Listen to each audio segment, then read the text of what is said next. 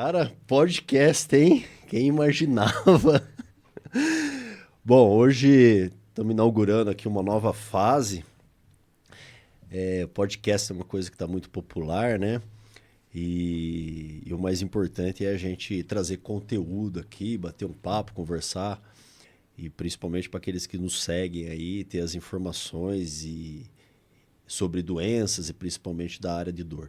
Então hoje aqui inaugurando esse momento aí, eu convidei um grande amigo, um grande cirurgião, neurocirurgião, Dr. Lucas Bonadil, para nós conversarmos um pouco sobre dor de cabeça, cefaleias, enxaquecas, etc. E obrigado aí por ter vindo aí. Obrigado, Danilo. Eu que agradeço o convite. E, na verdade, é mais um bate-papo que estamos acostumados a fazer dia a dia no hospital, né? Dia a dia a gente se encontra, conversa, joga assunto fora. E hoje vai ser um bom momento para fazer isso, mas para falar um pouco sobre a cefaleia, que é um assunto de interesse teu dia a dia, né? Podcast acima de tudo é um bate-papo, né? É uma conversa, é uma troca de ideias, troca de experiência. Acho que o canal ele serve muito para isso, né? Para a gente trocar experiência no dia a dia, o que cada um faz, os pacientes que nós atendemos, os tratamentos que recomendamos e principalmente os resultados, né? Mas dor de cabeça eu acho que é uma das dores mais comuns que acomete os seres humanos, né? Talvez seja uma das principais causas aí de procura ao médico por causa de dor, né? Depois das dores nas costas, né? Graças a Deus, né, Lucas? A maioria das dores das costas não estão relacionadas a doenças graves, né? Exatamente, graças a Deus. Mas sabe, Danilo, que eu estava lendo esses dias que cefaleia é a queixa mais comum em pronto-socorro atualmente, principalmente em pronto-socorro de convênio, particulares, porque é aquele problema de saúde que acomete a pessoa, ela fica preocupada, porque gera uma preocupação muito importante. Pô, estou com dor de cabeça, o que eu tenho? É uma enxaqueca? É um tumor? E mesmo a pessoa com enxaqueca dia a dia, ela tem várias crises, né? Se ela não cuidar direito, não tiver todas as medidas. Então aí que é um assunto interessante, como que você trabalha dia a dia no consultório com isso, como que você aborda um paciente desse, como você conversa com ele. Acho que você poderia trazer um pouquinho, me explicar melhor qual a sua ideia de consultório. Eu acho que desde criança o ser humano já tem um contato do que é dor de cabeça, né? Eu tenho um filho, o meu filho mais novo, né? O Stefano, que tem 8 anos, ele já sabe desde muito cedo mencionar o que seria uma dor de cabeça. Então, dor de cabeça é um sintoma muito comum e acomete todas as faixas etárias, desde as crianças até os adultos e idosos. E realmente é uma das principais causas de perda de dias trabalhados do mundo. Olha que coisa interessante, né? A principal causa de absenteísmo, né, ou falta ao trabalho por causa de doença, um dos grandes motivos são as dores de cabeça, entre elas as enxaquecas. Então, um sintoma muito comum, pronto-socorro, unidade de emergência e consultório médico, a gente que trabalha com dor, neurologista, neurocirurgião, a dor de cabeça é uma queixa extremamente frequente, extremamente comum. Graças a Deus, Luca, a maioria das dores de cabeça não estão relacionadas a doenças graves. E qual que é a maioria, assim, o que mais chama atenção dia a dia no consultório? Como que Então, você pensa em um paciente? Esse pode ser grave, esse pode não ser. Qual que é a olha, ideia? nós temos, na verdade, dois grandes grupos de dores de cabeça. Dois grandes grupos, né? O primeiro nós chamamos de cefaleias primárias e o segundo de cefaleias secundárias. Secundárias por quê? Porque elas são secundárias a alguma coisa. Aí nós podemos ter várias causas, por exemplo, aneurismas cerebrais, que nós vamos conversar mais para frente, tumores cerebrais, hematomas, hemorragias, infecções e outras. Graças a Deus, isso é a minoria. A maioria se trata das cefaleias chamadas primárias, onde nós temos os grupos das enxaquecas, das cefaleias tensionais, das cefaleias insalvas e outros tipos de dores de cabeça. E dia a dia no consultório, qual que é mais comum que você vê? Que Eu você se acho que no depara? consultório a mais comum é a cefaleia tipo tensão ou a cefaleia tensional junto com a enxaqueca. Essas duas aí dominam, né? E são diferentes as duas? As Tem uma duas. diferença grande? Te chama atenção isso dia a dia? A, O detalhe importante das duas, isso as pessoas têm muitas dúvidas, viu, Lucas? Porque eu recebo muitas pessoas no consultório, muitas vezes até indignadas, porque elas sofrem com tantas dores de cabeça e fazem um monte de exame e nunca aparece nada no exame, né? Ah, doutor, já fiz 2 tomografias, já fiz 3 ressonâncias, nunca aparece nada, nunca ninguém descobre o que eu tenho. Você deve ter... Eu tenho bastantes aí dia a dia. O paciente chega assim, já passou em 3, 4 neurologistas. Estava conversando agora com você, né? O paciente chegou, já fui em 8 neurologistas. Em 8. Mas eu continuo com a dor de cabeça. Tem 3 ressonâncias realizadas no ano e não aparece nada. O que eu faço? O paciente chega desesperado, né? Mas aí que tá, uma abordagem bem feita para esse paciente, desde explicar para ele como que a gente enxerga, qual é o nosso raciocínio diagnóstico frente a alguém com uma dor de cabeça, quais são os pontos de alerta, quais são os sinais que nos preocupam, até para pedir exame. Porque você pede exame para todo mundo. O que a gente falou até agora? A quantidade de paciente dia a dia que nós atendemos com dor de cabeça é o grande número do nosso consultório. Você vai pedir exame para todo mundo? Não, você vai fazer uma boa avaliação. Então, eu lembro quando eu passei algumas disciplinas no mestrado aqui no HC, acho uma coisa que me chamou muita atenção, né? A professora do mestrado falou assim, ó, você não vai conseguir pedir exame para todo mundo, então você tem que examinar, ver, estudar os padrões semiológicos, os detalhes da dor de cabeça do paciente e falar, ó, eu consigo te tratar sem exame, vamos lá. Quando você fala isso, ó, eu estou avaliando você e esse é o padrão de dor. Você fala é primária, como você disse até agora. E precisa pedir exame? Não, muitas vezes você consegue tratar. E o paciente espera, o paciente com dor de cabeça, que o exame vai resolver a vida dele. E pelo contrário, não é o exame que resolve a vida dele, e sim a abordagem do médico, estudar os parâmetros e avaliar, né? Eu falo que é um tripé dia a dia, eu gosto de conversar. Qual que é o tripé? Você tem que ter uma alimentação saudável, tem que ter uma qualidade de sono adequada e aquela atividade física regular, de uma intensidade correta, de moderada a mais intensa, para ter um controle da dor. É isso que a gente conversa dia a dia. E você detalha tudo isso para o paciente, né?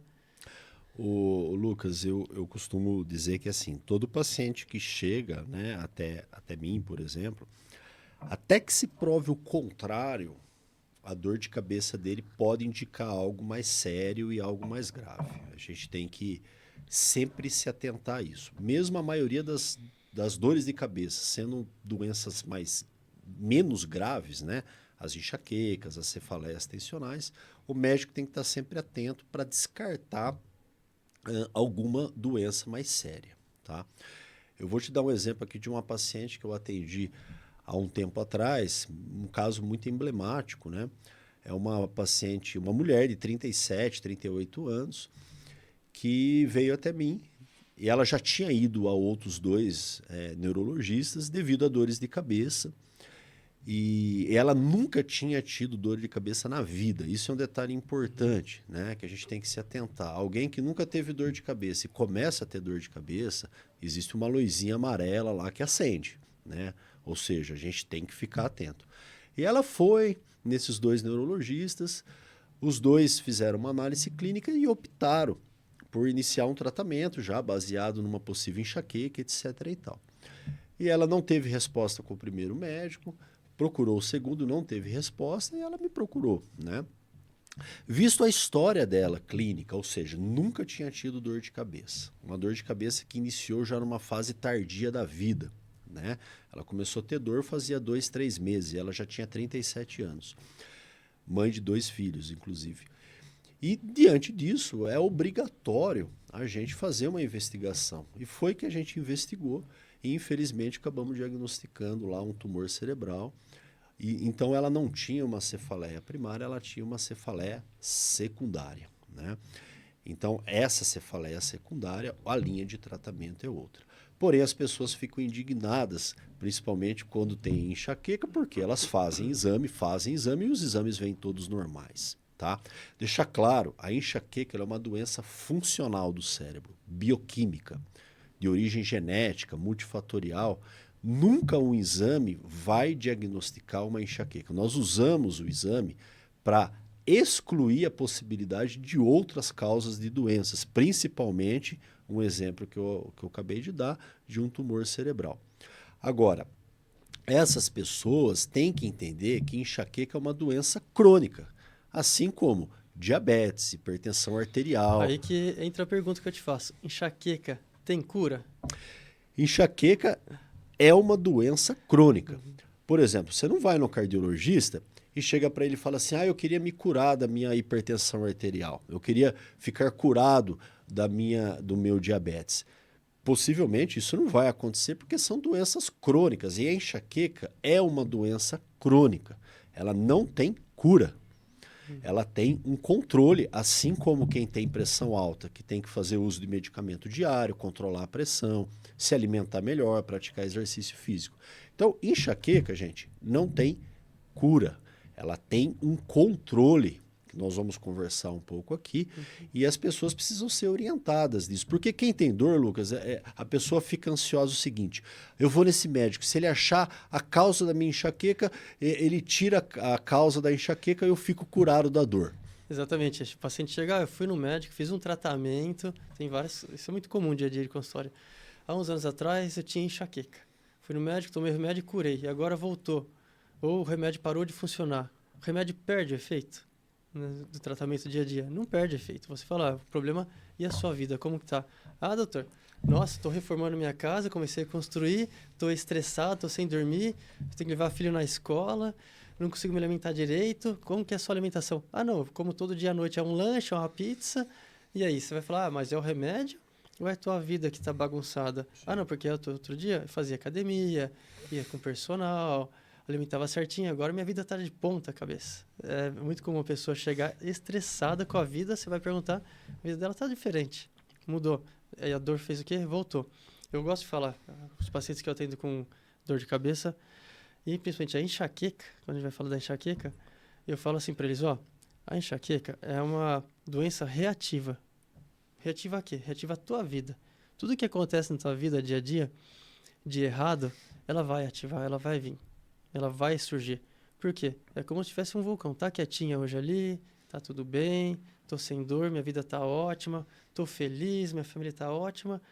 Aconteceu um problema, um estresse. O paciente chega e fala, nossa, tava dor de cabeça controlada, tive um estresse e de repente veio a dor. Mas acho que foi o estresse. Ele conclui na tua frente o motivo. Ele já percebe a dor, é verdade. Naquele dia eu estava estressado e eu tive a dor. Mas fora isso, eu tô bem. Então você vê como a relação do dia a dia, do problema da vida dele, leva à dor de cabeça. Leva a desencadear a enxaqueca. E é legal você passar, você pode ir no médico que for, pode ir no melhor médico, fazer o melhor exame. Se tua vida não tiver uma organização, você não estiver levando a sério, por quê? Como você falou um monte, a enxaqueca, a dor de cabeça é crônico. Ela sempre vai te acompanhar. Desde criança, em alguns casos, até a vida adulta, até a fase da mulher pós-menopausa, vai te acompanhar. Se você, nesse meio tempo, não tiver uma vida saudável, regrada, ela vai estar toda hora ativando, vai estar reativando a dor. Por mais que você faça o melhor tratamento. E tem, né? A gente tem uma gama de tratamento hoje extremamente interessante para enxaqueca, para dor de cabeça. A doença crônica, no geral, seja ela enxaqueca, hipertensão, diabetes, é uma doença que existe necessidade de você fazer uma série de ajustes na sua vida para você combater ela. A enxaqueca, por exemplo, nem falar da enxaqueca, da pressão alta, por exemplo. Se você só tomar um remédio de pressão alta e não fizer mais nada, se você não corrigir os seus hábitos alimentares, se você não praticar uma atividade física, se você não controlar um quadro de ansiedade que você tem, a sua pressão possivelmente não vai ficar controlada. A enxaqueca também, por melhor que você faça um tratamento, e existem tratamentos eficazes para isso, mas se a pessoa não faz um ajuste na vida dela, por exemplo, não controla os fatores psicoemocionais. Lucas, o mais comum é o seguinte, a pessoa chega no consultório, olha, doutor, minha dor de cabeça piorou muito, por quê? Porque eu estou vivenciando um problema no trabalho, um problema de saúde na família, estou preocupado com meu filho, estou preocupado com a minha mãe. estou tendo problemas conjugais com o meu marido, né? Às vezes a gente até briga, né? Então, talvez a solução seja uma mudança de Eu parceiro, de tenho, relacionamento, etc. e eu tal. tenho uma história interessante isso aí, muito interessante. Teve uma paciente que me procurou exatamente assim, dor de cabeça, dor de cabeça. Ela era uma enxaquecosa, paciente com enxaqueca prévia, vinha bem no tratamento profilático, legal, não tinha problemas. De repente começou a vir uma consulta, dor de cabeça, você ajustou aqui, ajustou lá. E o negócio voltou depois um retorno, a dor não melhorou, não melhorou. Com aquela cara assim, mais baixa, de choro. E depois, não abordou muito além disso. Numa terceira consulta, depois de ajustar várias vezes o remédio, ela falou, doutor, começou a chorar no meio da consulta, em prantos. Mas o que que é? Ó, tive problema conjugal com meu marido, a gente tá separando, divorciando. Daí você fala, descobri aquilo. Eu falei, então, acho que você tem que resolver esse problema primeiro. Resolveu, depois de um tempo, sumiu, uns 6 meses, voltou, consultório, e aí? Bem, mas bem, o que que você fez? Ah, larguei dele, tô morando sozinho, tô ótimo, resolvi minha vida, fiz terapia, resolvi o problema psicossocial, emocional, e o remédio, doutor, nem tomo mais. Tô tão bem, assim, não tô estimulando a largar o marido se dá problema, né? Sim, Não tomo mais, só que sim, sim, resolver um sim, problema conjugal ou de emprego. Teve pacientes também, sim. problema no emprego, com o chefe, problema, briga, sumiu. Depois do tempo voltou, e aí? Pô, troquei de emprego, fui para outro, tô feliz. O que aconteceu? Até o remédio parou de tomar. Você vê como a importância do momento que ela está vivendo emocional, controle da ansiedade, ele tem relação direta com o controle da dor de cabeça, da enxaqueca, porque a doença é crônica, como a gente está falando várias vezes. Não vai ter cura. Então, se você se expõe a hábitos não saudáveis, a momentos de estresse, a dor vai estar ativando o tempo todo. Sim. Isso é muito interessante. O dia a dia do consultório é isso, né? A dor de cabeça é a grande queixa, é o mais comum. Isso aí para você deve ser disparado, né? Para mim é uma das queixas comuns, mas não a mais frequente no meu consultório dia a dia. Porém, a gente vivencia cada história, né? Cada relação do controle da dor com a vida da pessoa. Sim. E a gente está falando dos fatores emocionais, são extremamente importantes, né? E por isso, muitas vezes, a gente vai usar em tratamentos medicamentosos o uso de ansiolíticos, de antidepressivos ou de medicamentos para estabilizar o humor, justamente porque a gente sabe que um dos gatilhos importantes são os fatores psicoemocionais. E hoje em dia, Lucas, a imensa maioria das pessoas, quem não está um pouco ansioso, um pouco apreensivo, ou às vezes até um pouco depressivo. Então, se a gente numa condição emocional não está boa, isso vai refletir numa piora de qualquer doença crônica, e enxaqueca é uma delas. Hum. Digo mais, aproveitando o gancho, né? Falamos das questões emocionais e isso é extremamente importante. Questões alimentares, né? Então, a gente instrui muitos pacientes portadores de enxaqueca para que eles façam ou melhorem os hábitos alimentares, né? Evitem alguns alimentos e justamente procure uma qualidade alimentar mais adequada. Nós falamos muito hoje numa dieta anti-inflamatória, ou seja, na melhoria geral da sua alimentação, para que bioquimicamente você melhore os seus índices inflamatórios e, consequentemente, melhore qualquer dor, sendo elas a enxaqueca. Antigamente, eu dava muito para os pacientes uma lista de produtos que podiam e que não podiam tomar, né? Justamente para evitar alguns gatilhos que pudessem piorar as dores de cabeça. Mas hoje eu vejo que a questão alimentar ela está muito mais ampla do que somente a restrição de um ou outro alimento, mas sim numa qualidade alimentar maior para que a condição inflamatória orgânica dessa pessoa melhore de maneira geral. E qualidade não é só o alimento. Qualidade é o horário, ter uma regularidade no horário de comer, né? Respeitar alguns momentos de tempo para comer. Porque hoje em dia a ansiedade, a pressa, você senta, você come em qualquer canto em pé, engole alimento, você não sabe o que está comendo, não sente o prazer de comer o alimento e toca a vida, né? E continua a correria. Corre pegar filho na escola, já não toma o café da manhã direito, sai tomando café no carro, já sai dali, o trabalho já está atrasado. A hora que você para no meio do dia do trabalho, o que você faz? Café. Né? Dali a pouco, chega na hora do almoço um pouco antes de comer, café, almoça rápido, às vezes uma fritura, um salgado, e à tarde, café à tarde. Então, você vê isso. Você percebe uma relação do café com a dor de cabeça, com a enxaqueca? Você tem algo que você trabalha em relação a isso?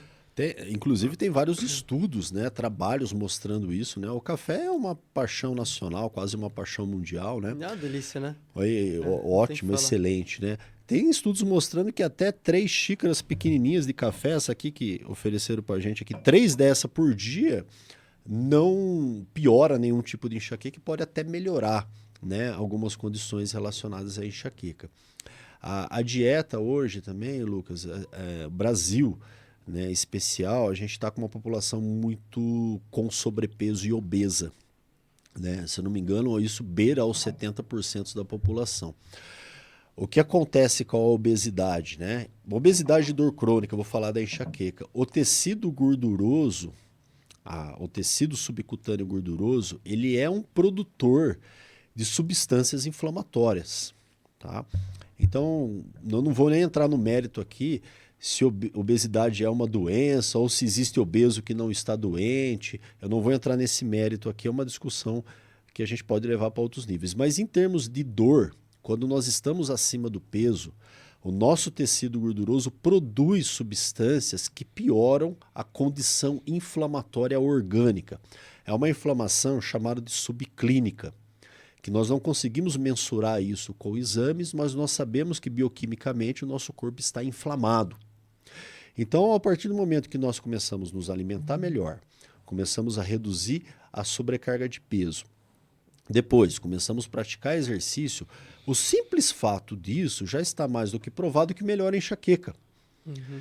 Então, antes de mais nada, a pessoa que tem enxaqueca, ela tem que entender que ela precisa fazer ajustes na vida dela. Ajustes na vida social, ajustes na vida familiar, ajustes na vida profissional, alimentar, atividade física. Porque se ela não entender o contexto grande que é esta doença e ficar focando só em engolir qualquer tipo de comprimido que seja, ela não vai ter um resultado favorável no seu tratamento, vai ficar insatisfeita e aí muitas vezes nós vamos ter o problema que você conhece muito. Quantos pacientes que você já tratou de enxaqueca que pararam o uso do medicamento no meio do tratamento? Diversos. Vários. Vários pacientes, eles param por quê? Porque não tem um resultado esperado, troca de médico, troca de remédio, e quando você vai ver os profiláticos, tem 5, 6. Não tem uma gama enorme de remédio profilático, aquele que você usa ao dia a dia para o controle contínuo da dor. Que tem aquele remédio que você, estou com uma crise, você toma e tira para tirar a dor. Existe aquele que você usa dia a dia e vai baixar a frequência de crise. E o cara, a hora que vê, já tomou 5, 6. Você olha, para onde que eu vou agora? Daí começa a procurar outras terapias, mas não, é o controle da vida em si, né? Você ter uma dor mais controlada, sua vida tem que estar controlada. Não adianta você forçar a situação. E é uma coisa muito comum você jogar para o paciente, o tratamento da sua dor é entre eu e você, entre nós dois. Eu vou fazer minha parte, você tem que fazer a tua. Senão não adianta eu aqui estudar, planejar, fazer um planejamento terapêutico, uma ideia de tratamento a longo prazo, se você não fizer seu papel.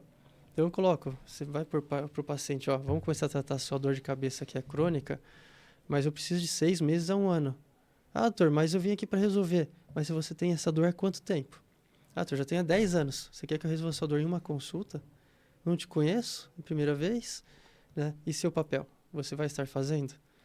Então, o tratamento da dor crônica em geral, seja dor de cabeça ou outras dores, é uma associação entre a qualidade que o médico vai te oferecer e o que você vai trazer para a gente também.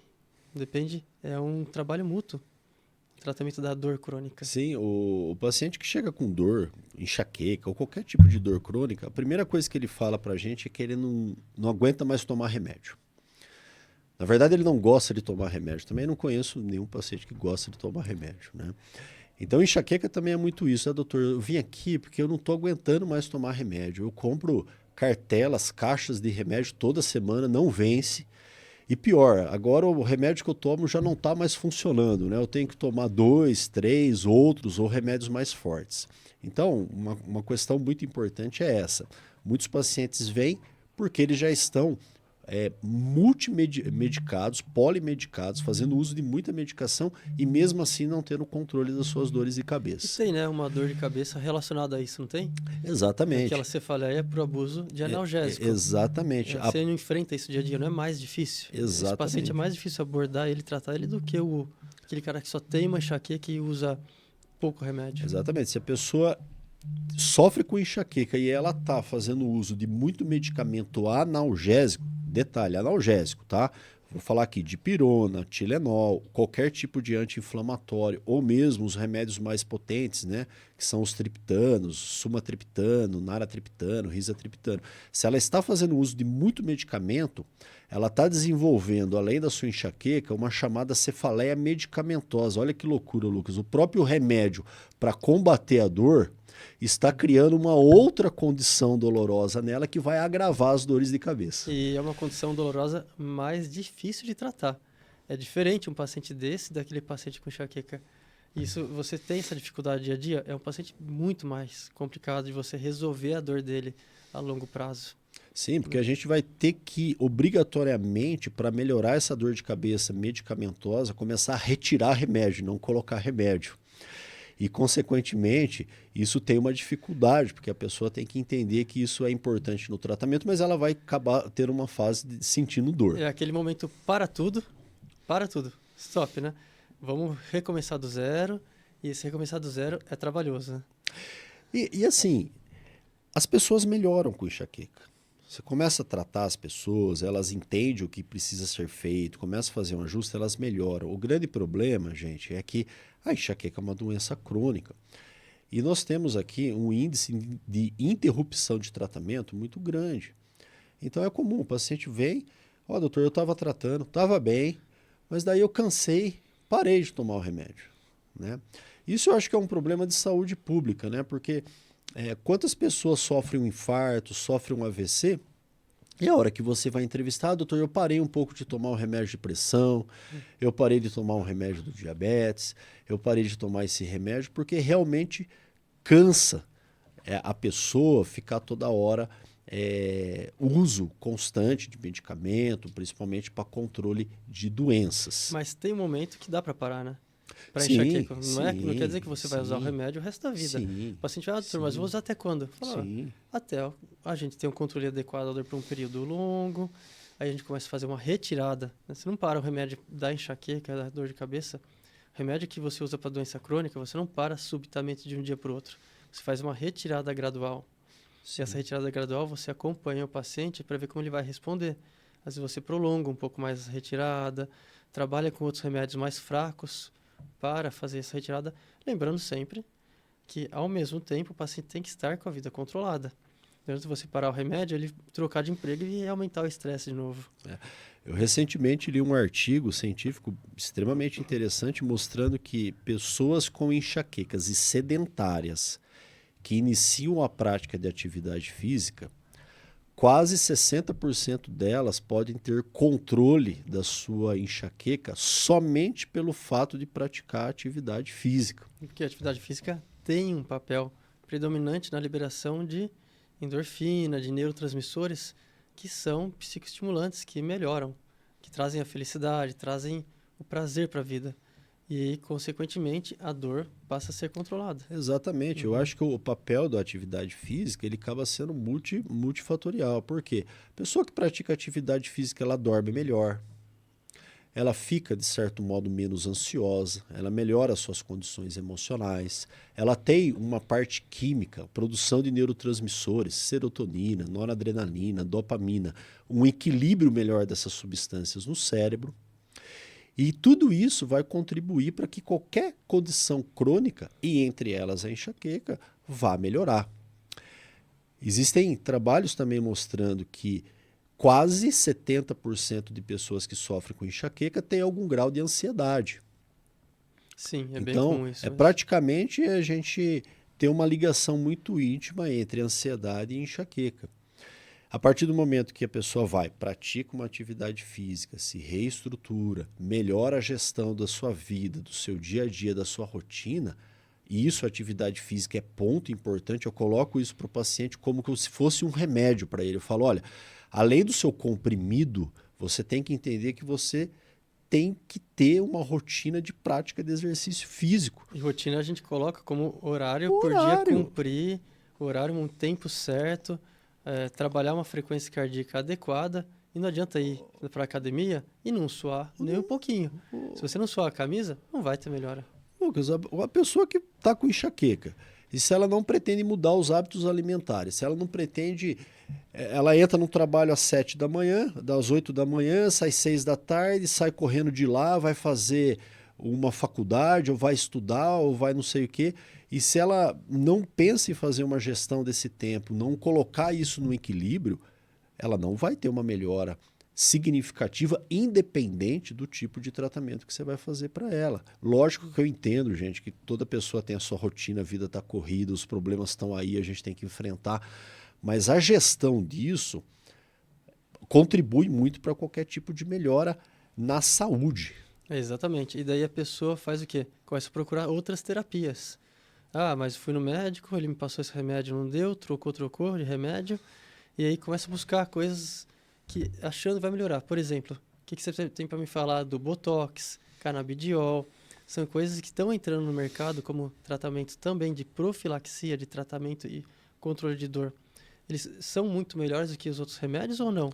E faz a diferença no final, se a pessoa não tiver uma qualidade e uma gestão da vida dela? Então, Lucas, ó, com relação a medicamento, né? Vamos falar assim de medicamento para enxaqueca, né? Todo mundo vai no consultório ansioso. Doutor, lançou alguma coisa nova no mercado? Existe algum recurso novo, etc. e tal. Nós temos dois tipos de tratamento para enxaqueca, tá? O primeiro tratamento se chama sintomático. O que é isso? A pessoa tem uma dor de cabeça, naquele momento ela vai fazer uso de um analgésico, de um anti-inflamatório ou de uma classe de medicamentos chamado de triptanos. Então, esses remédios eles são usados na hora que a pessoa tem a dor, tá? Então, a pessoa teve uma dor, ela vai ter que fazer o uso desse medicamento. Esse tipo de tratamento não é recomendado para quem sofre com enxaqueca. Por quê? Igual nós acabamos de falar, se a pessoa começar a tomar muito remédio para dor, ela vai criar uma outra condição dolorosa que se chama cefaleia medicamentosa. Ah, doutor, então o que eu faço? Vou ter que viver com dor? Vou ter que morrer com dor? Não. Nós vamos fazer o chamado tratamento preventivo, profilático. O que é isso? É a gente introduzir medicamento para ela para evitar que a dor venha. E qual que é o objetivo? O grande objetivo é a pessoa ter menos dor e, consequentemente, precisar tomar menos remédio sintomáticos. Então, uma boa pessoa que está em tratamento, Lucas, ela não pode estar necessitando de muito uso de medicamento para dor. Porque a partir do momento que ela estiver precisando de muito remédio para dor, é porque a doença dela não está controlada. E isso vai gerar consequências não só na cefaleia medicamentosa, como também problemas gástricos, problemas renais, problemas, aumento da pressão arterial, muitos anti-inflamatórios estão ligados a isso, aumenta o risco de doenças cerebrovasculares, AVC, infarto, uma série de coisas. Então a gente tem que basear no tratamento profilático. O que é tratamento profilático? É dar medicamentos, algumas classes de medicamentos, para evitar que a pessoa apresente a dor de cabeça. Em geral, o nosso parâmetro principal nesse momento é o quê? É a intensidade da dor e a frequência da dor, né? Então você pergunta qual que é a frequência de dor, quantas crises de dor de cabeça você tem por semana, por mês, num período de 3 meses, e qual que é a intensidade? Ah, a dor é muito forte, a gente usa a escala de dor, né, de 1 a 10. Ah, hoje minha dor é 10, é 7. A ideia desse profilático é reduzir isso. Ou seja, não tem cura. Muitas vezes a pessoa ainda vai ter uma dor de cabeça aqui, outra lá. Mas o mais interessante é o paciente que vai chegar no consultório e falar, pô, melhorou muito. Antes era incapacitante, tinha dor todo dia. Hoje, tem uma dor aqui, outra ali, toma uma dipirona, passa, controla. Então é um paciente que não vai ficar totalmente livre de dor, mas vai ter um controle adequado. Sim. Reduzir Algumas vezes, alguns trabalhos falam, a ideia é reduzir em 50% a intensidade da dor e a frequência. Sim. Muitas vezes nós conseguimos mais do que isso. Não é só 50%. Mas 50% é o prometido pelo remédio. Vamos fazer uma conta simples. Vamos dizer que existe agora um paciente com enxaqueca e ele está tomando, vou usar até um remédio mais simples para a gente fazer uma conta. Ele está usando 2 dipironas por semana. Então ele apresenta 2 dias por semana, ele tem uma dor de cabeça e ele precisa usar dipirona. Então ele está usando 8 dipironas por mês. Tá? Então ele está usando lá tantas cartelinhas, etc. e tal. 8 dipironas por mês. Tá? Qual é o objetivo quando a gente começa a tratar esse paciente? O primeiro objetivo é a gente diminuir essa quantidade de dipirona que ele está tomando. Tá? Então aí nós vamos introduzir os medicamentos profiláticos para evitar que ele tenha dor e, consequentemente, ele vai precisar menos da dipirona. Então vamos dizer que depois de 2, 3 meses, iniciado o tratamento, em vez de 8 dipironas por mês, ele está tomando 3 dipironas por mês. Tá? Uhum. Então quer dizer, ele não deixou de ter a dor, porém, de 8 comprimidos por mês, ele diminuiu para 3. Então, ele teve uma diminuição de mais de 50% na frequência e muitas vezes também na intensidade da dor que ele tinha. Ou uma outra situação, vamos dizer que ele precisava tomar 5 comprimidos de Sumax. Sumax é um nome comercial do sumatriptano, que é um remédio destinado à enxaqueca, que, em tese, é mais potente que uma dipirona. Então, vamos dizer que ele precisava tomar 5 Sumax, porém agora, com o tratamento profilático, ele nem precisa chegar a tomar o Sumax. Ele consegue controlar a dor de cabeça dele com um remédio mais simples, por exemplo, com uma dipirona. Então, quer dizer, ele também está tendo melhora na intensidade da dor que ele vinha tendo até então. O grande objetivo da enxaqueca é diminuir a quantidade de remédio analgésico, anti-inflamatório que a pessoa precisa tomar durante o mês. Esse é o grande objetivo e, logicamente, a pessoa melhora a qualidade de vida. Exatamente. Porque ela fica mais feliz e não sentir a dor de cabeça e não precisar tomar o remédio. E é um paciente que geralmente está incapacitado. A dor de cabeça chega a ser incapacitante. É aquele paciente que tem a dor e simplesmente não consegue sair de casa. Fica com o olho inchado, a cara inchada, precisa ir para um quarto escuro, deitar, fica irritado, você não pode chegar perto, fica nauseado, não come nada direito. Ou seja, tem um dia do cão. Tem aquele dia que é impossível trabalhar. E ainda assim tem que ir para o trabalho. O trabalho não rende, a dor piora, porque não consegue fazer nada que lhe ajude durante o trabalho. Se entope de remédio sintomático para a dor e a dor só vai piorando. A dor, a enxaqueca, ela é incapacitante. Ela te tira do seu dia a dia do trabalho, ela atrapalha a sua convivência social também. Sim. Como que você vai para a academia com uma dor de cabeça ativa? Então, você tem que ter toda uma organização, uma gestão do remédio, da consulta regular com o médico. Geralmente, assim, qual que é a frequência que você gosta de ver o paciente no começo de tratamento? A enxaqueca é uma das doenças mais incapacitantes do mundo. Uma das principais causas de falta ao trabalho é por causa da enxaqueca. E não é só isso, né, Lucas? A pessoa vai lá triste por quê? Porque ela deixa de ir num evento, ela deixa de ir numa festa, ela deixa de brincar com o filho, ela muitas vezes deixa de fazer sua atividade física devido à dor de cabeça. Então, a dor de cabeça, ela impacta negativamente a vida das pessoas. Não se trata de uma dor onde a pessoa consegue está fazendo as coisas. Muitas vezes as dores são incapacitantes. A pessoa piora a sua qualidade de vida. E isso tem um impacto não só na vida dela, mas também como na vida da família, né? A vida no convívio com o esposo, às vezes até um impacto no convívio da vida sexual com o esposo ou com a esposa, exatamente porque isso é um motivo até de muita graça. Você aí, nunca ouviu aquela mas isso é muito frequente. Você quer ter uma noite boa? antes de tudo, não é o Viagra, é um paracetamol. Um paracetamol, mas Antes, pirona, já melhorar a dor de cabeça. dá 7, Né? 8 horas, dá um paracetamol e prepara, que hoje tem. Hoje Exatamente. tem. Como que é? Não é Viagra, é um paracetamol na Então, família, né? então eu já tive pacientes de consultório, e isso é um caso que me marcou muito alguns anos atrás, né? Que foi a esposa e o esposo, né? O casal foi na consulta, a esposa sofria de enxaqueca e me relatou tudo, já tinha feito vários tipos de tratamento, etc. e tal. E o esposo chegou a verbalizar para mim durante a consulta que o casamento deles estava numa situação muito crítica, exatamente por quê? Porque a vida sexual deles estava sendo muito prejudicada às custas de tamanha quantidade de enxaqueca que a esposa estava sofrendo. Então, isso é uma demanda real, etc. e tal. Por quê? Porque envolve, impacta negativamente o convívio familiar da pessoa, familiar da mulher, familiar do homem, familiar do filho. Então a enxaqueca é uma doença crônica. Infelizmente, poucas pessoas procuram um tratamento adequado. Muitas delas, Lucas, se automedicam. Então elas chegam na farmácia e perguntam para o farmacêutico, viu? Apareceu algum remédio novo aí para enxaqueca? Tipo, como que ela já tomou vários tipos, quer saber se tem alguma novidade. Muito poucas pessoas com enxaqueca procuram médico ou fazem um tratamento regular. Eu tenho muitos pacientes, eu falo mulheres, gente, porque mulheres são mais afetadas com dores de cabeça do que homens, tá? Homens também têm, mas as mulheres são um pouco mais afetadas. Então, muitas vezes as pessoas desaparecem no consultório.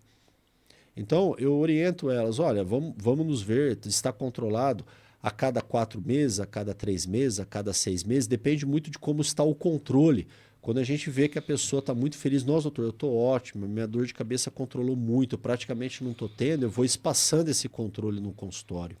Mas quando está ainda em fase de ajustes de medicamento, a gente tem que ir vendo a pessoa de uma maneira mais frequente.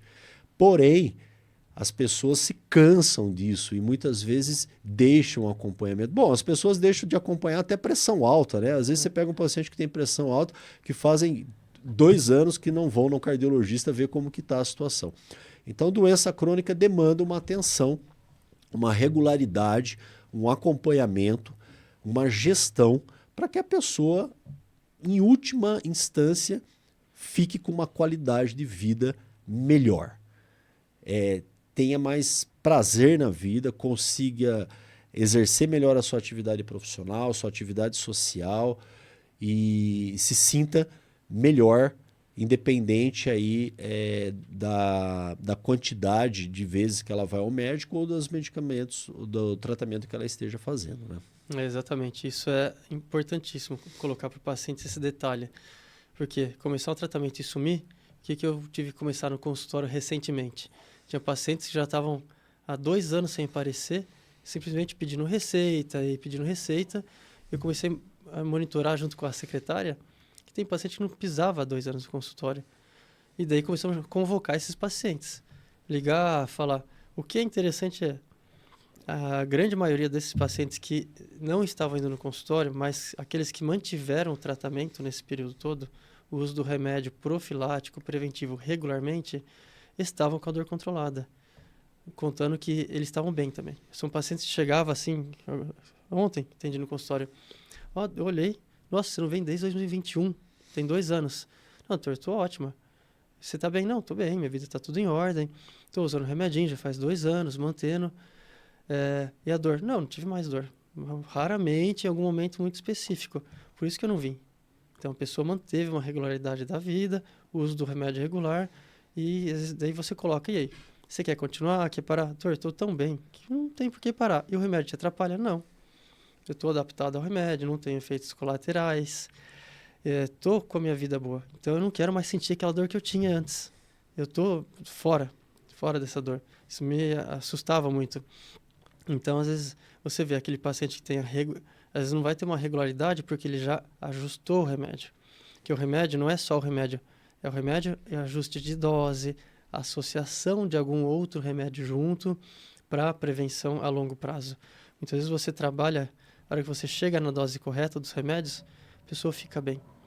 E fica bem por um período longo, você vê 2 anos, 3 anos. Em 2020, já peguei paciente de 2020 chegando aqui, doutor, estou ótimo, estou bem. Parou? Não parou.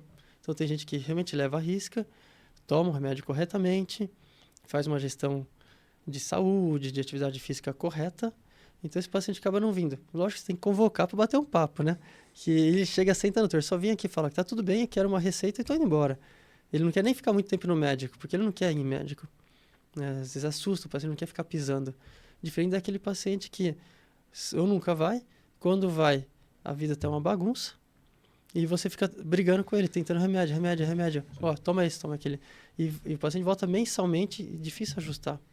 Né? Também não é simples assim. Tem casos e casos. Aquele paciente que teve a vida regularizada, ele vai bem com remédio e às vezes dose baixa. Você não precisa entupir o cara de remédio profilático, dose alta. Então é muito bom isso dia a dia, quando você tem um paciente que leva a sério. Isso para nós, médico, é prazeroso. O paciente diz, doutor, tô ótimo. Pô, acertei o remédio, doutor, você acertou, tô tão bem que não quero nem parar, não quero trocar. Bom, aí o paciente, né, já fez o ajuste, já tentou melhorar as condições emocionais, já começou a praticar exercício físico, já passou no nutricionista, né, para ele fazer uma melhoria, né, na sua qualidade alimentar. E aí nós temos o tratamento para enxaqueca, né? Então, o tratamento, Lucas, o tratamento preventivo, esse é o carro-chefe do tratamento para a cefaleia primária, principalmente falando das enxaquecas, né? O que seria o tratamento preventivo? Seria o uso de alguns outros tipos de medicamento que não são analgésicos e anti-inflamatórios. Então, vou deixar bem claro aqui que o objetivo do tratamento da enxaqueca é diminuir a quantidade de analgésico e anti-inflamatório. É a gente partir para um outro lado, aonde nós vamos prevenir. Então, nós vamos usar remédios de uso contínuos, exatamente para que a pessoa tenha menos quantidade e menos intensidade de dor. Nesse grupo de tratamento preventivos, vão existir várias classes de remédios. Muitas delas não vão estar escrito na bula, que são tratamentos para enxaqueca, né? Isso é um motivo de dúvidas das pessoas, porque nós vamos usar medicamentos antidepressivos, medicamentos ansiolíticos, remédios até para convulsão, nós podemos usar no tratamento da enxaqueca, e às vezes até remédios usados para arritmia cardíaca ou para pressão alta, como é, por exemplo, os beta-bloqueadores, o propranolol, por exemplo. Tá aí um ponto interessante que eu já vivenciei algumas vezes. O paciente chega no seu consultório, fala, fui lá no neuro, ele não me deu muita atenção, não me explicou e me deu esse remédio aqui, joga na mesa a receita. Mas eu não quis tomar. Mas por quê? Não, porque tá aí, ó. Fui ler a bula, é para depressão, é antidepressivo. Eu não tenho depressão, não tenho nada, eu tenho dor de cabeça e ele me deu um remédio antidepressivo. Aí que tá, né? Exatamente. Não foi explicado. Você tem que colocar para o doente que, olha, estou dando esse medicamento, por exemplo, vamos falar até de maneira clara, né? O Amitril, a amitriptilina, né? É um dos medicamentos muito usados para prevenção, para profilaxia de enxaqueca e atualmente é muito usado para várias condições dolorosas, não só para enxaqueca. A amitriptilina é um antidepressivo, um antidepressivo tricíclico, ele é mais antigo, né, do que os antidepressivos mais recentes agora, mais seletivos, porém é um medicamento muito útil na prevenção da dor. Né? Só que a hora que a pessoa vai ler a bula, ela abre a bula do amitriptilina e ela fala assim, nossa, eu não vou usar esse remédio porque eu não estou depressivo, eu tenho dor de cabeça. Mas o objetivo do medicamento não é para depressão, ele é um objetivo para prevenção da dor de cabeça. E aí pior, Lucas, por quê? Porque aí ele vai no Google e coloca amitriptilina. Aí a primeira coisa que vai aparecer lá, amitriptilina engorda. Né? Então aí a pessoa fala, doutor, ó, pelo amor de Deus, não me dá esse medicamento aqui, porque esse remédio aqui, ele engorda e eu não quero engordar. Eu até prefiro ficar com as dores de cabeça do que engordar. É o mais né? comum dia a dia. Né? Eu prefiro ter dor e não engordar, né? Então você tem muitas informações que não são corretas sobre esses medicamentos, né? Das pessoas acharem que vão tomar esses medicamentos e vão dar efeitos colaterais. Até porque nenhum desses profiláticos ou preventivos, eles não são nenhum deles feito para a enxaqueca. Exato. Não existe, eu falo, nenhum dos remédios que nós usamos foi feito para enxaqueca. Todos foram feitos para alguma outra condição clínica, outra doença, e por acaso foram descobertos que são excelentes para controle da dor de cabeça a longo prazo. Todos. Fala, não existe um específico. Né, Bom, desse daí. a amitriptilina, né, que é muito usada para enxaqueca, hoje a gente pode usar ela para muitas condições de dores crônicas, né? Então, por exemplo, não é o assunto agora, mas pessoas portadoras de lombalgia, dores nas costas crônicas, em algum momento você pode estar usando a amitriptilina, porque ela vai agir no cérebro em vias da dor, tá? No processamento da dor, na inibição natural da dor e em outras vias. A amitriptilina engorda? Essa é a grande dúvida, né? As pessoas ficam com receio. Gente, a amitriptilina aumenta o apetite para a procura de carboidratos e um pouco mais de açúcar. Então, isso é real. Você tem que orientar a pessoa que, ao uso da amitriptilina, talvez ela vai sentir uma necessidade, uma busca maior por alimentos contendo mais açúcar e carboidrato. Então, o que vai engordar não é a amitriptilina, né? É a boca da pessoa a partir do momento que ela vai acabar comendo mais esses produtos. Isso tem que ser conversado, porque também, se você orienta a pessoa a respeito disso, ela também já pode ir observando os seus hábitos alimentares para que isso não se altere. No geral, você tem pessoas que fazem uso da amitriptilina e isso não acontece, ou seja, elas não ganham peso. Eu acho que a grande maioria, dia a dia. Elas não ganham peso. Uhum. Para mim, eu acho que a amitriptilina ela é um excelente medicamento, ela é um ótimo medicamento e eu vou dar 3 grandes motivos. Primeiro motivo, que ela não é um remédio caro. Ela é um remédio relativamente barato. E tem na rede. Muitas tem vezes rede nós SUS. temos no serviço público. Tá? Segundo, ela é um medicamento que tem um poder ansiolítico. Então, lembramos aquela relação, 80% das pessoas com enxaqueca têm algum grau de ansiedade. Então, nós vamos agir um pouco nisso também. Ela, consequentemente, ajuda um pouco na regularização do sono. Acabamos de falar que dormir bem ajuda em qualquer tipo de dor crônica. E ela é um excelente preventivo. A frequência das dores de cabeça e a intensidade diminui muito com o uso da amitriptilina. Então, para mim, é um medicamento extremamente vantajoso, bom. Tem esse rótulo de ser um remédio que engorda, porém isso não é uma verdade absoluta. Então, muitas pessoas relutam. Você não consegue nem prescrever. A pessoa, a hora que vê que você está escrevendo a amitriptilina, ela já te aborda, doutor, esse remédio não. Porque esse remédio eu já vi, eu não quero engordar. Então, eu acho que isso, a gente perde uma grande oportunidade de dar um medicamento que pode ajudar muito a pessoa e que não necessariamente vai dar esses efeitos colaterais. Eu acho que isso tem que ser conversado. Tem pessoas que ganham peso com a amitriptilina? Tem. Eu já vi. Isso é individual. A pessoa chega feliz da vida, doutor, realmente minha dor de cabeça melhorou, mas eu estou triste porque eu estou ganhando peso. Né? E mulher, principalmente, lembramos, né, que a gente fala sempre no mulher, por ser o grande público, né, que trata enxaqueca. Doutor, eu prefiro minhas dores de cabeça de volta, mas também quero o meu peso de volta. Então, muitas vezes vai abandonar o tratamento com a amitriptilina, justamente por causa disso. É um medicamento que pode causar um pouco de sonolência, isso é um efeito que acaba melhorando. Normalmente a gente usa ela no período noturno justamente para ajudar um pouco na gestão do sono. Né? A pessoa tem um sono com algumas fases de sono mais corretas, principalmente os sonos mais profundos, onde acontece um processo de relaxamento e que isso ajuda no processo de dor crônica. É porque a gente já falamos, né, outras vezes, o dormir bem faz parte do tratamento. Ter uma quantidade de horas de sono adequada, pelo menos 6 horas ou até 8, depende da pessoa. Dormir no período, usar a noite para dormir. Você vê aquelas pessoas que trabalham à noite e de dia dormem, é muito mais difícil de ter um controle da dor de cabeça, da enxaqueca dessa pessoa. Às vezes, a pessoa tem que trocar o horário de trabalho para melhorar. E isso é uma verdade.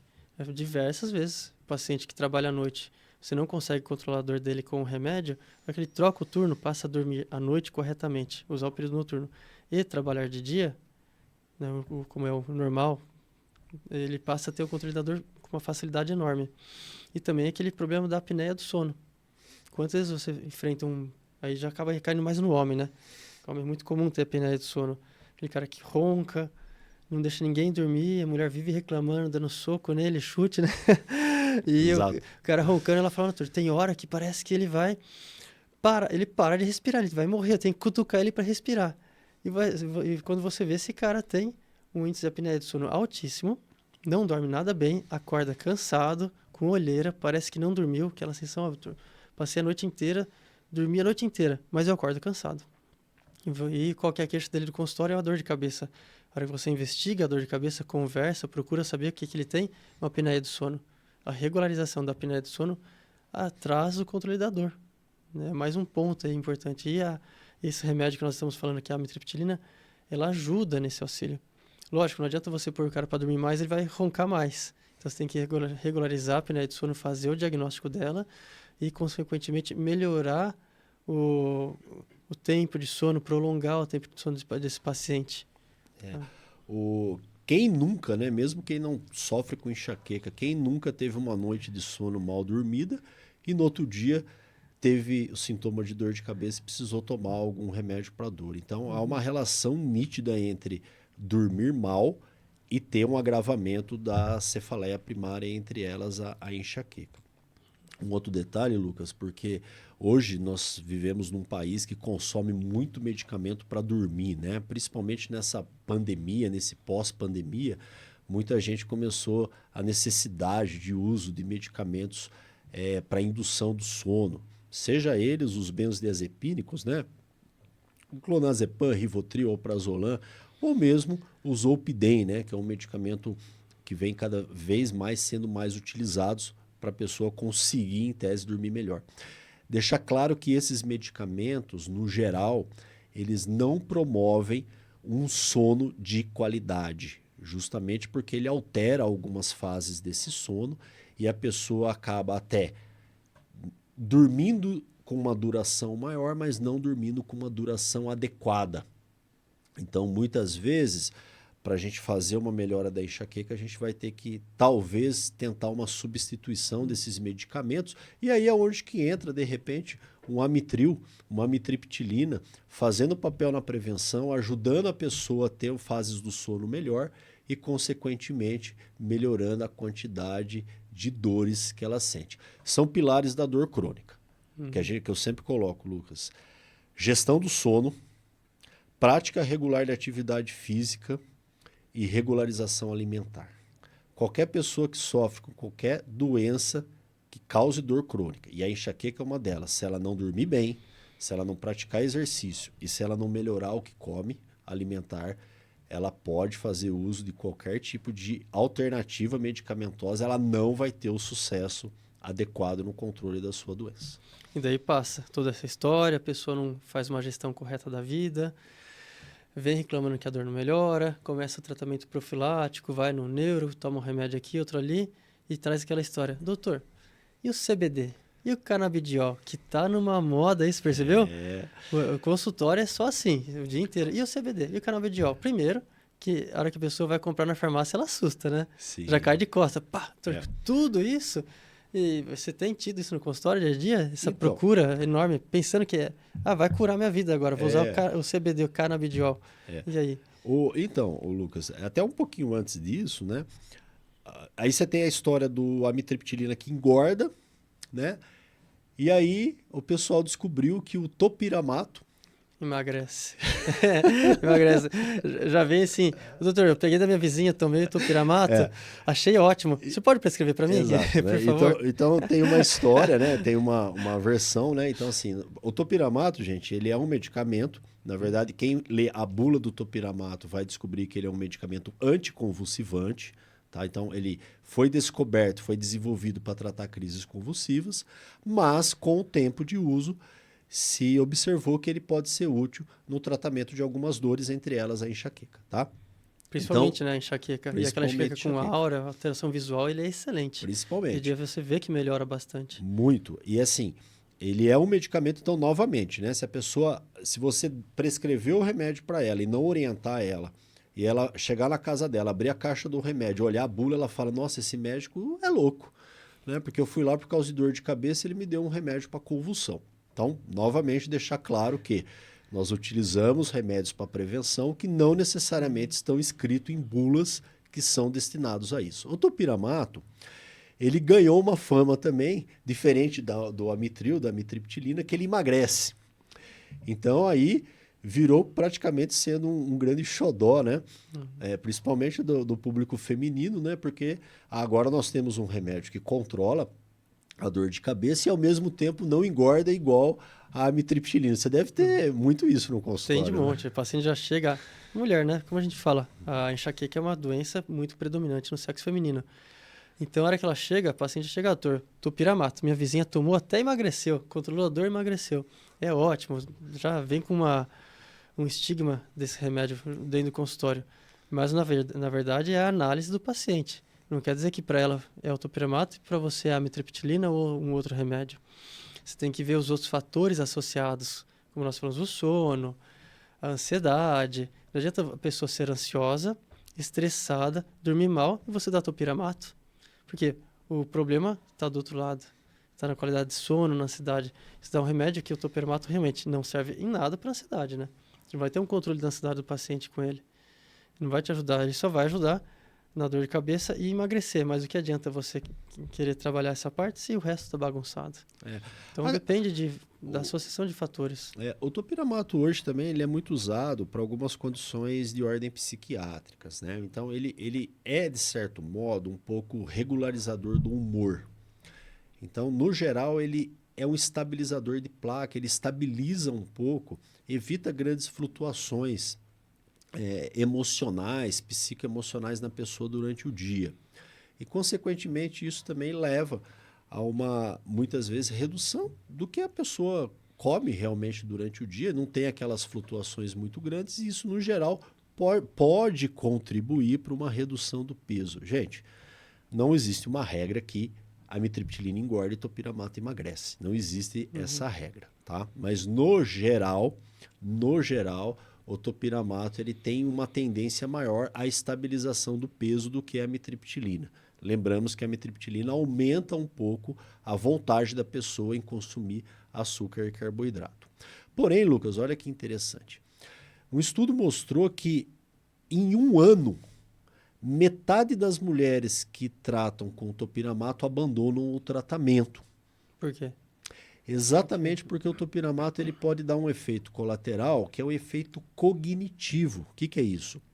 A pessoa, de certo modo, ela fica mais lentificada, ela fica um pouco mais distraída, ela piora um pouquinho um quadro deficitário atencional e muitas referem que o rendimento dela no trabalho diminui, principalmente para os pacientes que trabalham com uma necessidade de cognição grande, de atenção, de pensamento, né? Eu tive recentemente uma gerente de banco que estava se dando muito bem com o topiramato. A dor dela tinha controlado quase 80%, com uma dose não alta. Porém, um dia ela chegou para mim muito triste, muito chateada, dizendo que ela queria trocar o tratamento. E eu conversei, questionei com ela, falei, mas seu tratamento está indo tão bem, né? O que aconteceu? Porque o meu supervisor me chamou e disse que o meu rendimento tinha diminuído exatamente nesse período que eu comecei o topiramato. Então, quer dizer, existe um impacto do remédio, que não é o ganho de peso, mas existe um impacto que muitas vezes pode ser essa lentificação, professoras, gerentes Eu me de lembrei banco. agora, já tive caso de professora. Porque o topiramato, além de nós vermos essa alteração na cognição, é leve, né? Não chega a ser muito significativa em todos os pacientes. No entanto, ele dá aquela sensação de formigamento nas mãos. Já percebeu? E teve professora que começou o tratamento e ela depois voltou de um tempo. Ela falou, quando eu vou escrever no quadro, tá estranho, porque eu não sinto minha mão direito, eu acordo com a mão meio formigando, uma sensação estranha nas mãos, né? Então, e o professor nota muito isso, porque ele está sempre escrevendo no quadro, na lousa, e essa queixa veio. Desse, é o remédio, né? O remédio está causando isso. Em geral, a maior parte dos casos né? melhorou. Melhora. Todos falaram, espera um pouquinho, paciência, vai passar, você vai acostumar com esse sintoma e costuma que acaba que nem nota mais. Volta bem, né? E tem outros fatores do topiramato que a gente não fala. Algo que eu questiono muito sempre, todo paciente, se ele já teve pedra no rim. Ou tem história de aquela areinha no xixi e tal. Pode agravar, né? Que agrava. Imagina, você troca uma dor de cabeça por uma pedra no rim com uma dor insuportável. Para quem já teve pedra no rim, eu nunca tive, graças a Deus, mas eu tive pessoas próximas. Sim. Diz que é a pior dor da vida, né? Sim. Que se a senhora começa, você fala assim, nossa, prefiro 2 dores de cabeça dessa do que uma pedra no rim. E piora mesmo. Tem paciente que agrava muito. Né, sintoma. Então é algo importantíssimo de se ver. Tem alguns colegas que consideram isso até uma contraindicação. Então, se a pessoa já tem o histórico de calculose renal, ele abandona o uso da indicação do topiramato. Dia a dia, para mim, isso eu considero muito importante. Muito. Isso eu levo a sério. Cálculo renal, até mais do que outros sintomas eu falo, espera que vai passar, costuma melhorar. Mas o cálculo renal...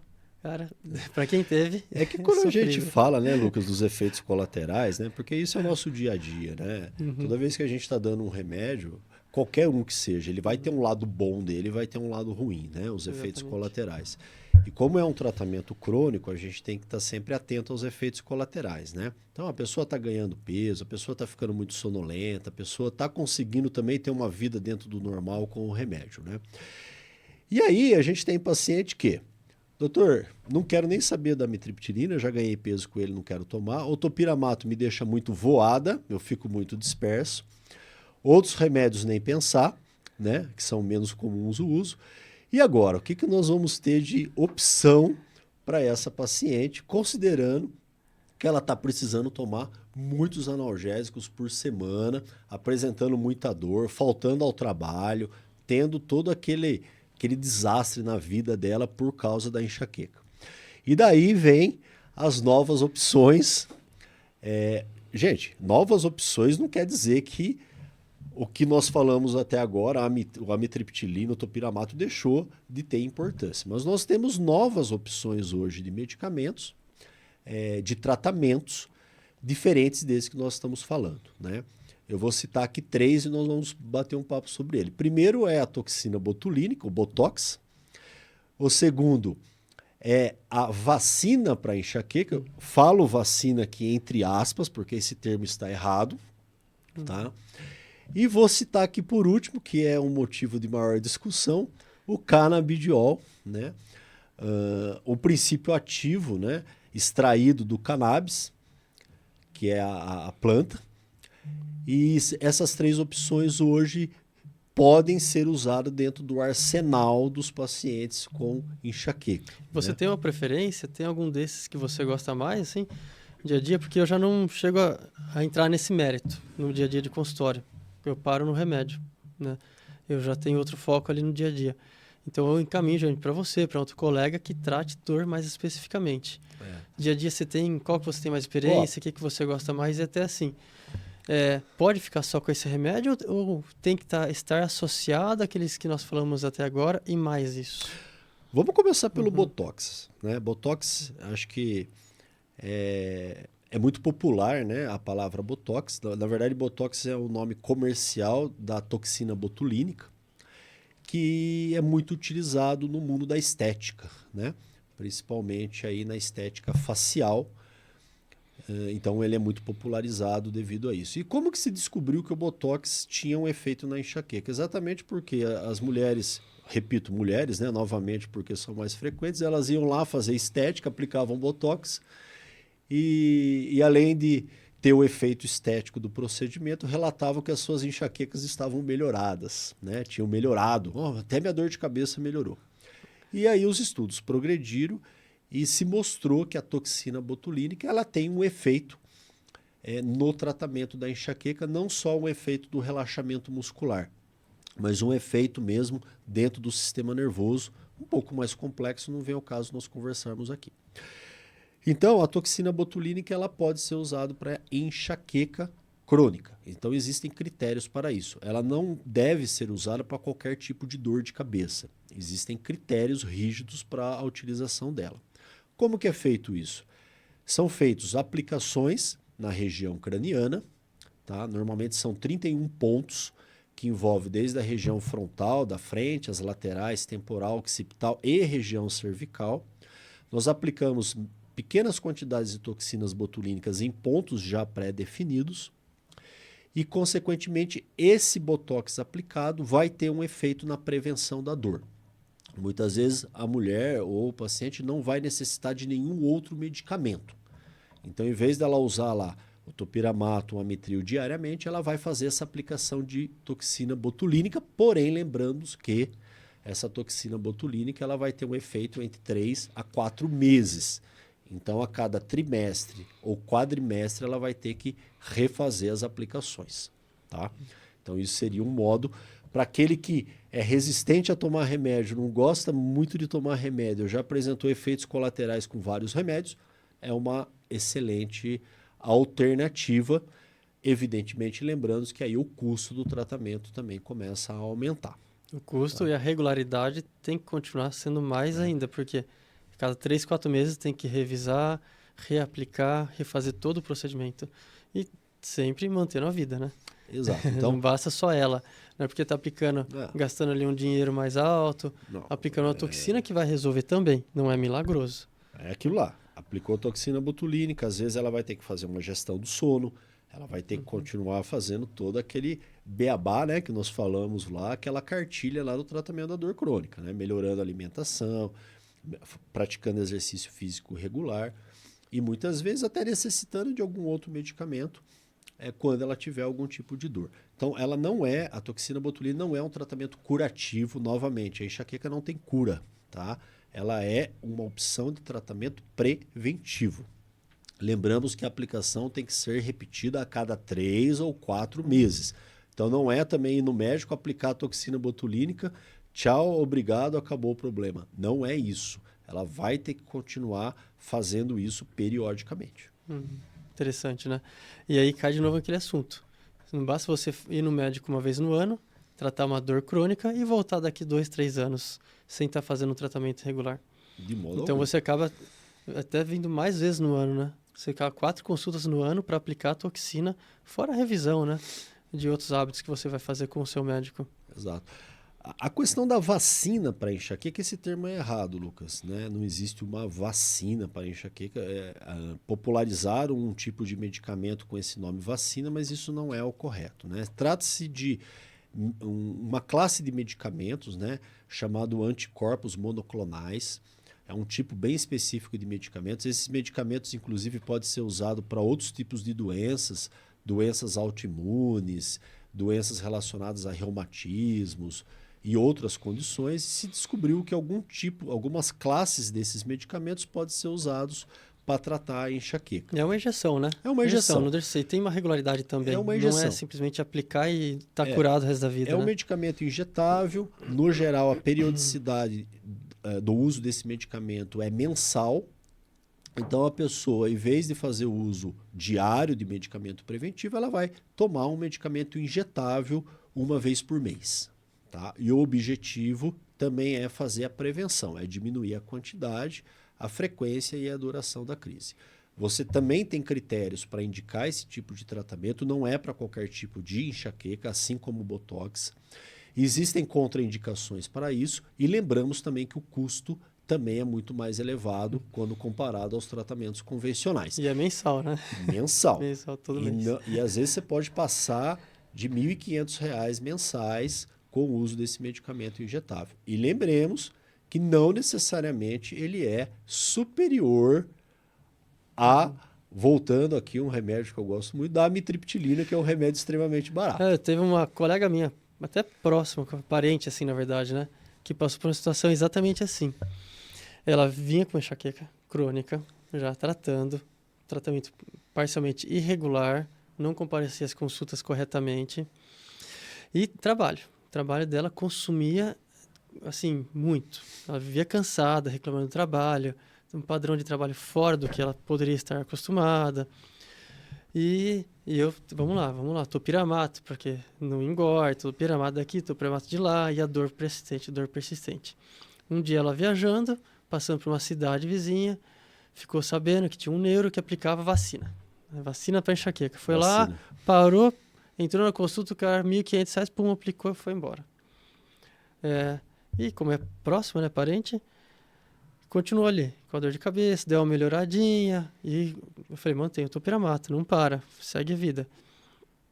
E ela, trabalhando no mesmo ritmo de sempre, não mudou nada. Foi lá, segundo mês, aplicou de novo, e a dor de cabeça presente. Terceiro mês, aplicou de novo, 3 vacinas, R$ 1.500 por mês. E não melhorou. Daí eu falava, o teu problema está no teu ritmo de trabalho. Para de trabalhar. Daí desistiu de aplicar a vacina. Deu 2, 3 meses depois, parou de trabalhar. Fechou o negócio, tal, mudou totalmente a vida dela. Curou a dor de cabeça. Exato, Ou seja, não foi a vacina em si, a vacina ajuda, mas a gestão do tempo de trabalho, com o que você faz, um ambiente de trabalho barulhento, insalubre, vai te atrapalhar no controle. Então, às vezes, você procura uma terapias milagrosas, as pessoas te vendem isso como a resolução do seu problema, mas o resto não está junto. Exato. Eu acho que quem trata de dor crônica, né, no meu caso, essa conversa com o paciente, ele entender que ele é parte importante no processo, fazer os ajustes necessários, ainda é o melhor caminho. São inúmeros casos aonde eu recebo a informação que, doutor, comecei a fazer exercício físico, melhorei minhas dores. Fui no nutricionista, melhorei um pouco meus hábitos alimentares, minha enxaqueca melhorou. Consegui uma mudança de ambiente de trabalho, isso aí já ajudou na minha gestão de dor. Então, assim, esses tratamentos que nós estamos falando, toxina botulínica, o medicamento injetável, né? Acho que aqui nem cabe, a gente não vai usar o nome vacina para não induzir, né? Porque quando eu ouço uma palavra vacina, né? Eu fico interessado nesse tratamento, né? Porque quem não quer tomar uma vacina e não ter a doença, né? Mas infelizmente esse termo é errado. E por fim, Lucas, nós temos muitos pacientes que já estão cansados de médico, já foi em 10, 15 médicos, já fez 200 ressonâncias magnéticas, um monte de exame, ninguém descobriu a causa da enxaqueca, já tomou tudo que é remédio, já teve efeitos colaterais e tudo, e chega no consultório perguntando sobre o canabidiol, né? Doutor, primeiro que ele já chega perguntando, o senhor prescreve o canabidiol? O que o senhor acha do canabidiol? Para mim, essa é a melhor resposta. Não. Já falaram, não trabalho com canabidiol, não prescrevo hoje em dia, não entrei nesse mérito. É algo que deixa para quem gosta de trabalhar com dor, para quem está no dia a dia da lida, né? Porque é mais ele agrega, né? Mais um coadjuvante no tratamento da dor crônica. Assim, o canabidiol, vamos lá, para quem não conhece, né? Primeiro que ele não tem nada a ver com a maconha, tá? Isso é o primeiro estigma que as pessoas têm, né? Quando chegam no consultório, doutor, não quero ter relação, né, em tomar maconha, etc. Não tem nada a ver, tá? Então, o canabidiol é uma das substâncias extraídas do cannabis sativa, que é a planta, né, da maconha. Então, essa substância ela vem sendo muito usada, muito estudada na medicina e, na verdade, ela já é utilizada para efeitos medicinais há milênios. Tá? Tem estudos lá mostrando civilizações muito antigas que já usavam, né, a planta para tratamento de condições médicas, né, principalmente em épocas que nós não tínhamos muito recursos. E isso vem sendo cada vez mais estudados e utilizados. O canabidiol ele pode ser usado para tratamento de dor crônica? A resposta é sim. Se nós formos fazer uma pesquisa hoje no meio científico, a gente vai achar milhares de trabalhos científicos comprovando eficácias com relação a isso. Na enxaqueca, nas dores de cabeça primárias, também pode ser utilizada? Sim, também pode ser utilizado. Nós temos estudos mostrando benefícios. No geral, o maior benefício que se tem na dor nem é tanto o canabidiol, mas uma outra substância chamada de THC, que é o tetraidrocanabidiol, que é uma das substâncias também extraído da planta e que a concentração dela é muito favorável no tratamento de algumas condições dolorosas. E mais recentemente, os estudos têm apontado para que um conjunto de outras substâncias, aí são os produtos chamados full spectrum, ou seja, é um composto com vários tipos de canabinoides, apresentam um efeito em tratamentos das dores crônicas e da enxaqueca também. Pode ser utilizado? Sim. Tem espaço para isso? Sim. Resolve todas as enxaquecas? Não. Deixa claro, Lucas, não. Nenhum tratamento que a gente falou até agora vai resolver, curar as dores de cabeça. Todos podem ser usados dentro de um modo de tratamento, de um projeto de tratamento. Um plano terapêutico. Você monta o paciente, que isso é mistura, individualizado. Né? Não faz sentido para mim a gente usar um canabidiol no paciente hoje virgem de tratamento. O que seria virgem de tratamento? Nunca fez tratamento para nada.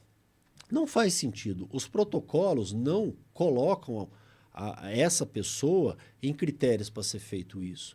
Eu não vou utilizar esse medicamento injetável ou mesmo propor uma toxina botulínica em alguém que está iniciando hoje um caminho de um tratamento de enxaqueca. Para mim não faz sentido você isso. vê, né, os protocolos para tratamento da dor de cabeça, eles são divididos em primeira linha, segunda linha. Então você vai agregando para esse paciente. Você não começa por um botox de trás para frente. A toxina botulínica é a segunda linha de tratamento, né? Então você começa pelo remédio, porque a maior parte resolve com remédio. A maior parte. Alguns acabam tendo que agregar uma segunda linha de tratamento, né? Olha, a grande maioria, Lucas, vai melhorar as suas enxaquecas. Repito, nós batemos aqui porque, na verdade, é o que eu acredito e você também acredita. E nós estamos falando isso com experiências de muitos anos de atuação. O que mais vai melhorar as pessoas com enxaqueca no geral são melhoras na gestão do dia a dia. Eu vou ter a oportunidade ainda de conversar muito com nutricionistas, educadores físicos, né? Mas os estudos que têm se mostrado hoje, por exemplo, no último congresso que eu estive em dor, né, um congresso internacional que teve em Campinas, cada vez mais a gente está falando de dor crônica olhando o intestino. Então, a partir do momento que a gente melhorar o que nós ingerimos, fazer regularizações intestinais, melhoras da desbiose, melhoras na absorção de macronutrientes, micronutrientes intestinais, nós vamos estar melhorando condições de dores crônicas. As pessoas precisam começar a acreditar e começar a voltar a se alimentar de uma maneira melhor, porque isso, consequentemente, vai causar um impacto positivo no tratamento da enxaqueca. Prática de exercício físico. A partir do momento que nós temos 70% de pessoas obesas, nós temos quase 70% de sedentários no Brasil. Então nós precisamos fazer com que essa pessoa aqui reestruture antes da enxaqueca dela a saúde dela.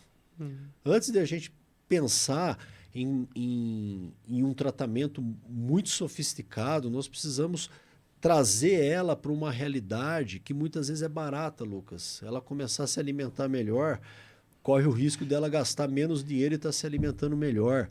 Diminuir a obesidade, diminuir o tecido subcutâneo, diminuir o processo inflamatório sistêmico, melhorar a gestão do sono, né? Não dá para ninguém dormir bem, sendo que a pessoa deita na cama olhando o celular, diminuir luminosidade azul. Então tem muita gestão no dia a dia que a pessoa consegue fazer e praticamente é de graça.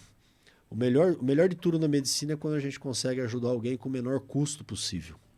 Então nós temos tratamentos caros, nós temos remédios sofisticados, mas nós temos também muitas situações que são praticamente de graça, que precisam ser dadas orientações para o paciente de maneira correta e incentivado para que ele faça.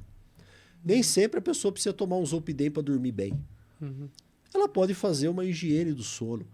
Outras medidas que vai fazer com que ela consiga ter uma noite melhor de sono.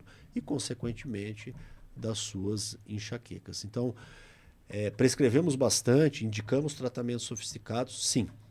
Mas, acima de tudo, quem sofre com enxaqueca tem que entender que ela precisa olhar muito para a vida dela e, principalmente, para a saúde dela. Melhorando a saúde, a enxaqueca dela, consequentemente, vai melhorar. É isso aí.